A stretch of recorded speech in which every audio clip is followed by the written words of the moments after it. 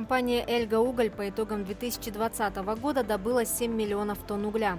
Рост вызван планомерной реализацией комплекса мер, который предприняла А-Property после приобретения актива. Так, к концу ноября 2020 года «Эльга-Уголь» превысила показатель в 1 миллион тонн добытого сырья за месяц. Кроме того, А-Property намерена инвестировать еще порядка 130 миллиардов рублей для увеличения угледобычи до 45 миллионов тонн к 2023 году. В частности, на месторождении планируется построить ГОК, а также увеличить пропускную способность железнодорожного пути Эльга-Улак. Отметим, в текущем году добычу на Эльгинском активе планируется довести до 15-18 миллионов тонн, а в следующем до 35 миллионов тонн. Компания «Роснефть» выиграла аукцион на пользование недрами северо-Алгуйдахского участка в Якутии. Компания заплатит 987,5 миллионов рублей при начальном разовом платеже в 64 миллиона рублей. В аукционе также приняли участие «Сургутнефтегаз» и РНГ «Энерго». Запасы нефти участка по прогнозам составляют 49 миллионов 700 тысяч тонн. Запасы газа почти 99 миллиардов кубических метров. В свою очередь, Сургутнефтегаз выиграл у Роснефти торги на Южно-Березовский аукцион в Якутии, заплатив за него 719 миллионов рублей при начальном разовом платеже в 17 миллионов рублей. Запасы нефти участка составляют 2,5 миллиона тонн, запасы газа – 25 миллиардов кубических метров. Объем золотодобычи в Якутии составил 39 тонн в 2020 году. Этот результат стал рекордным для республики.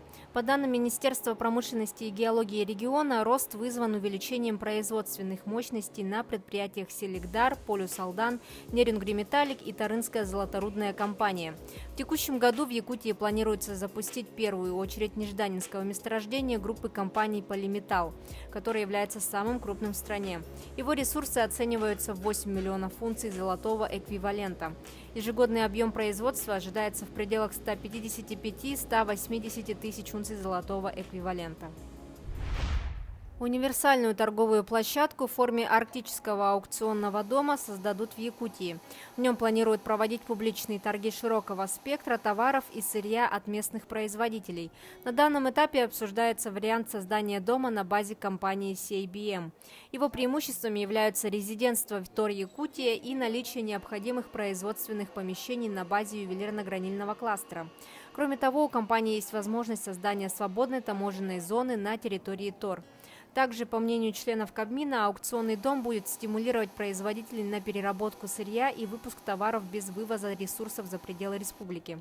Отмечается, что в первом квартале 2021 года планируют внести инициативу по созданию универсальной электронной площадки.